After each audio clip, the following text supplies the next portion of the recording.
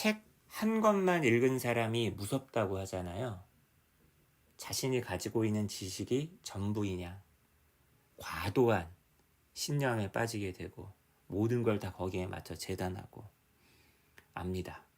경계해야 되고 주의해야 하겠죠. 저 스스로도.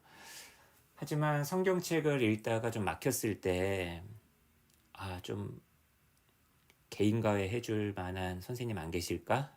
하고 참고서를 좀 뒤져봤는데 이 피터 고메즈 선생님의 글이 좀 많이 공감이 가는 면이 좀 있어요. 뭐 이분 얘기가 전부다 라고는 할 수 없겠지만, 자, 예수님의 계명 중 그 이웃을 사랑하라, 너만큼이나 사랑하라, 그 말이 참 어려웠었는데, 그리고 거기다가 누가복음의 그 착한 사마리아인 이야기까지 제가 예습을 한 이유가, 마가복음 읽다가 누가복음까지 간 이유가 바로 이것 때문이었던 것 같습니다.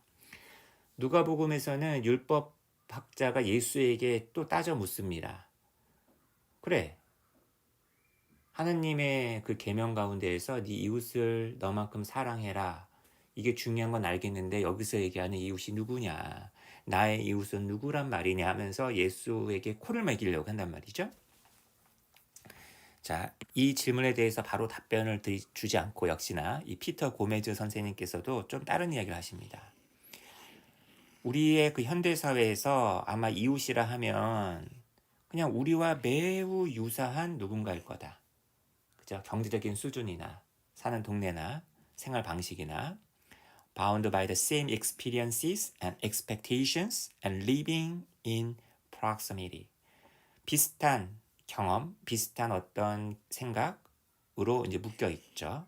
그리고 아마 지근거리에 살고 있는 그런 사람들일 거예요.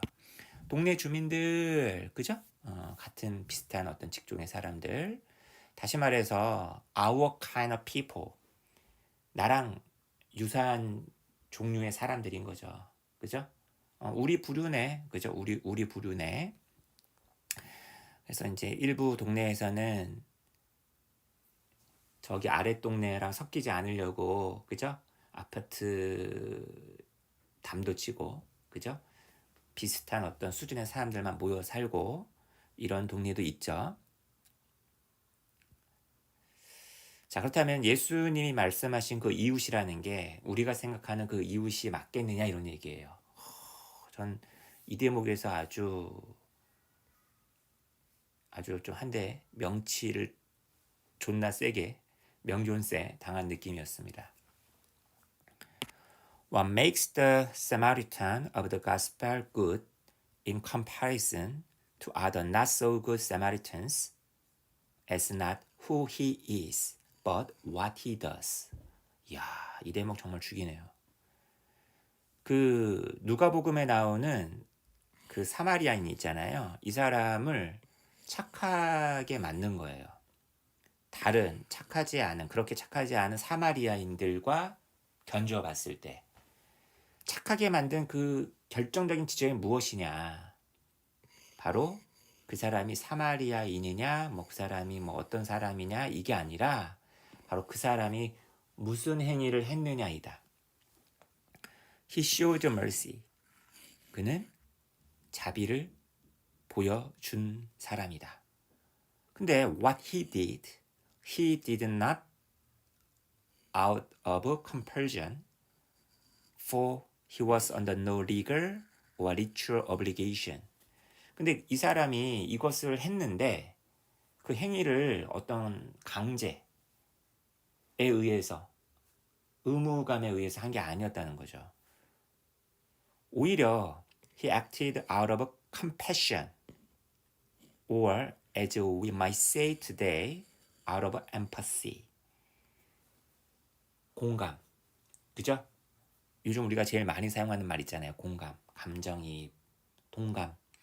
이런 것 때문에 행동을 했다는 거예요. We know what he did, but sometimes we miss the point. 우리가 핵심을 놓치고 있다는 거죠. 이 착한 사마리아인 이야기가 얼마나 많습니까? 얼마나 많이 사람들이 입에 오르내리는데 우리가 핵심을 놓치고 있는 게 아니냐.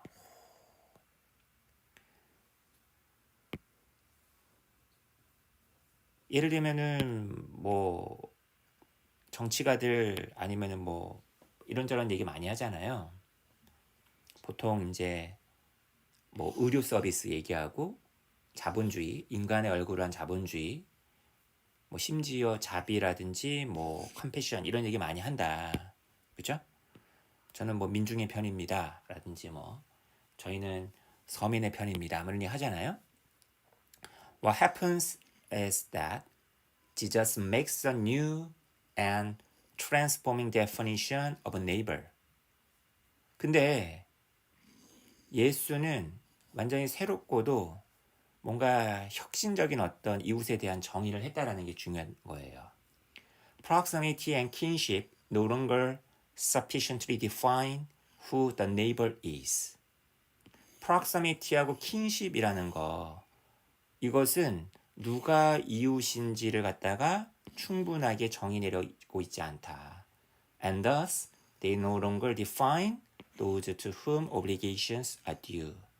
따라서 이렇게 가까운 거리에 산다든지 나랑 뭐 학연, 지연, 뭐 이런 아니면 혈연 이런 걸 맺고 있다라는 것이 마땅히 우리가 어떤 이런 의무들을 해야만 하는 그런 대상 있잖아요. 이런 사람들을 정의 내리지 않는다는 거예요.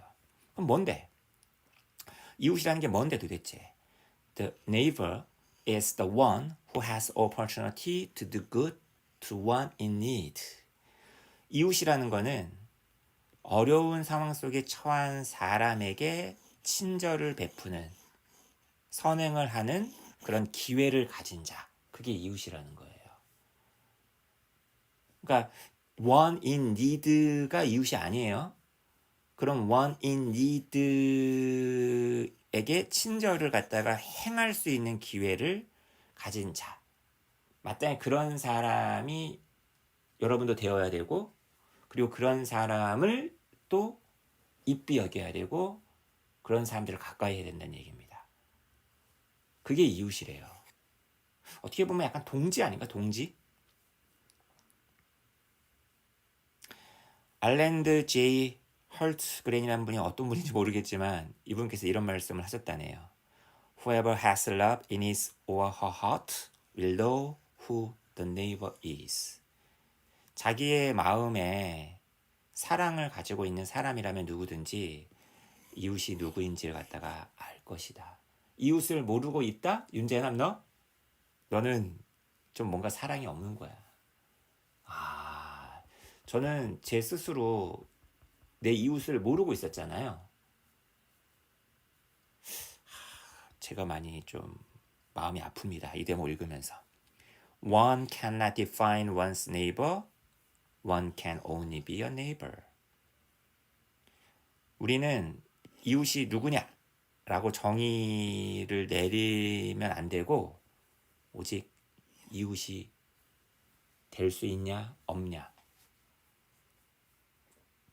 이것만 할 수 있을 따름이다.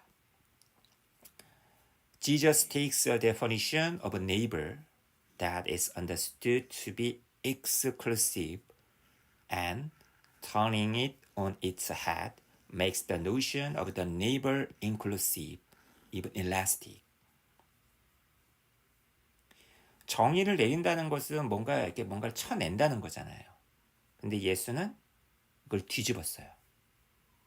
그런 걸 뒤집어서 이웃이라는 개념을 inclusive, 뭔가 이렇게 포함시키는 쪽으로 굉장히 딱 경계를 짓는 게 아니라 일레스틱한 쪽으로 이런 정의를 내렸어요.